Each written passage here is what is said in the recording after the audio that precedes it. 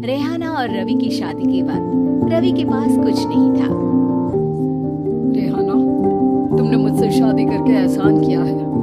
मुझसे ज्यादा तो तुम कमाती हो। अरे तो क्या हुआ, एक दिन आएगा रवि कि तुम खूब पैसा कमाओगी।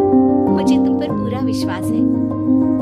रवि और रेहाना खुद को स्टैंड करने के लिए पूरी मेहनत करते। रेहाना, मैं नौकरी नहीं करना चाहता हूँ। तो कोई बात नहीं, मैं नौकरी करके घर चलाती हूँ, तुम बिजनेस सेट करने की कोशिश करो। एक दिन रेहाना, तुम जानती हो मैंने जो विज्ञापन बनाने वाली कंपनी खोली थी ना, उसे बड़ी ब्रांड का ऑफर आया है। अब हम लोगों के दिन प्यारे न्यारे हो गए हैं। मैं जानती थी रवि कि एक दिन तुम सेटल हो जाओगे। रवि का काम अच्छा चल जाता है। एक दिन वो रेहाना से कहता है, रेहाना, अब हम लोगों का बच्चा भी हो गया है। बहुत छोटा है वो, उसका ख्याल कैसे रखेंगे हम? कैसे क्या, मैं गांव से माँ को लेकर आ जाती हूँ। नौकरी से हाफ डे ले लिया करूंगी। अभी तो वो छोटा है, स्कूल जाने तक मैं मैनेज कर लूंगी। देखो रेहाना, मैं अब अच्छा कमा रहा हूँ। तुमको नौकरी करके परेशान होने की कोई जरूरत नहीं है। अरे कैसी बात कर रहे हैं, मैं अपनी लगी लगाई नौकरी कैसे छोड़ दूं? और मैंने तो सुना है हम लोगों को कुछ ही महीनों में सरकारी नौकरी मिल जाएगी। सरकारी नौकरी में कितना कमा लोगी? उतने में तो मैं ड्राइवर रख लूंगा। रेहाना को रवि की बात का थोड़ा बुरा तो लगता है। कम से कम मेरी नौकरी की इतनी बेइज्जती मत करो। भूल गए, इसी नौकरी के बदौलत तुमने अपना बिजनेस खड़ा किया है।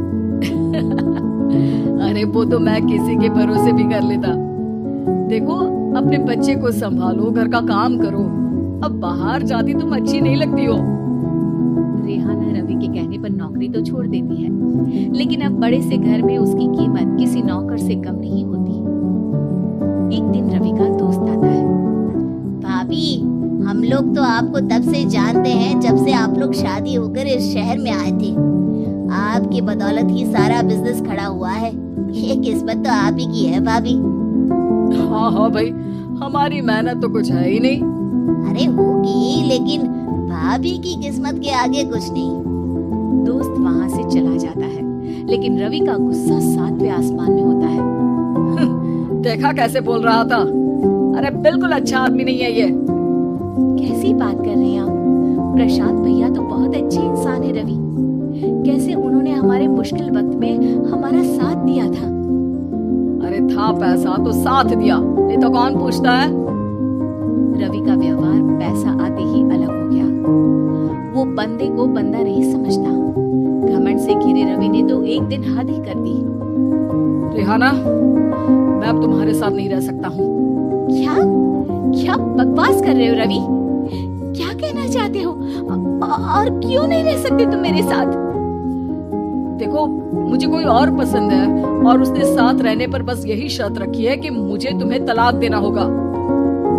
रेहाना, जो कि एक स्वावलंबी महिला थी, उसने बिना देर किए रवि को कह दिया, कोई इश्यू नहीं, मुझे पैकिंग में 4 दिन का वक्त लगेगा, लेकिन तब तक मैं तुम्हारे साथ नहीं रहूंगी।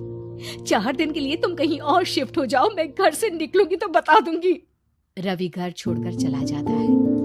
रेहाना को दुख होता है, वो रोती है, लेकिन व्यवहार से स्ट्रॉन्ग रेहाना को पति के वापस आने का और उसे सबक सिखाने का पूरा भरोसा था। फिर एक दिन, अरे शुशिका, कब शादी करोगे तुम मुझसे? यार मैंने तो सोचा था तुम शादी से पहले मुझे विदेश लेकर जाओगी, महंगी कार दिलाओगी। अरे सब दिला दूंगा, लेकिन पहले मुझसे शादी तो कर लो। हाँ हाँ, क्यों नहीं। मैं कुछ दिनों के लिए अपने मम्मी पापा के पास जा रही हूँ और लोगों से अपनी शादी की बात करूंगी। अरे शुशिका, कैसे रहूंगा मैं तुम्हारे बिना? अब तो शादी होने वाली है हम लोगों की। शुशिका रवि को छोड़कर चली जाती है। रवि घर आता है, जहाँ रेहाना को ना पाकर उसे सब अजीब लगता है। घर तो रेहाना के बिना कुछ नहीं है, बच्चे की याद भी आ रही है। चलो एक वीडियो कॉल कर लेता हूँ। रवि रेहाना को वीडियो कॉल करता है, लेकिन रेहाना फोन नहीं उठाती। रात को सोते वक्त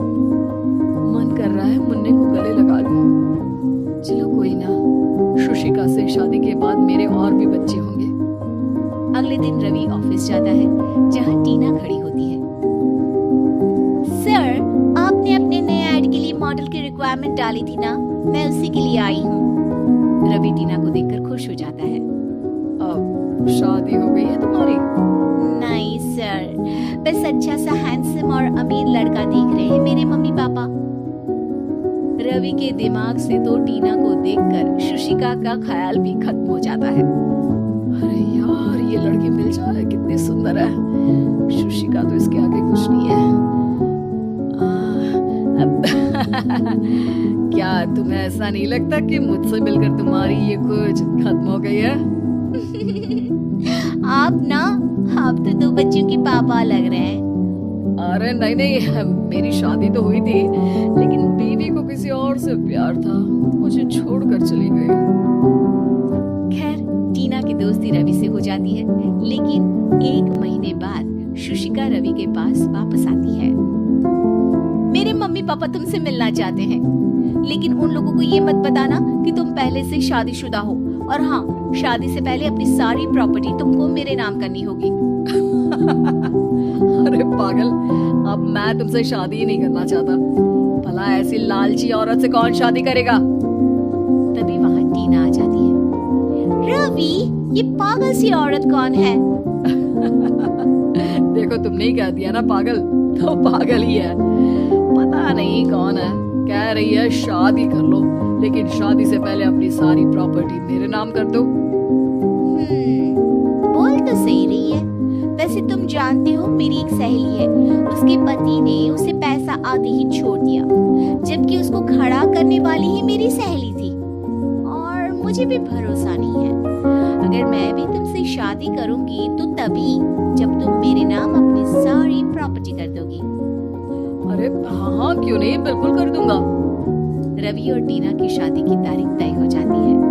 वो अपनी सारी प्रॉपर्टी के कागज लेकर शादी वाली जगह पर पहुंचता है, लेकिन वहां टीना आती नहीं। रवि टीना को मैसेज करता है, कहाँ हो? सॉरी, मैं तुमसे शादी नहीं कर सकती, मुझे तुमसे भी ज्यादा पैसे वाला मिल गया। रवि को गुस्सा आ जाता है। वो गुस्से से सारा डेकोरेशन तोड़ रहा होता है कि वहां रेहाना आ जाती है। सर, क्या हो गया? क्या डेकोरेशन पसंद नहीं आई आपको? तुम यहाँ क्या कर रही हो? मैं यहाँ की डेकोरेटर हूँ। क्या आपको पसंद नहीं आई यहाँ की सजावट?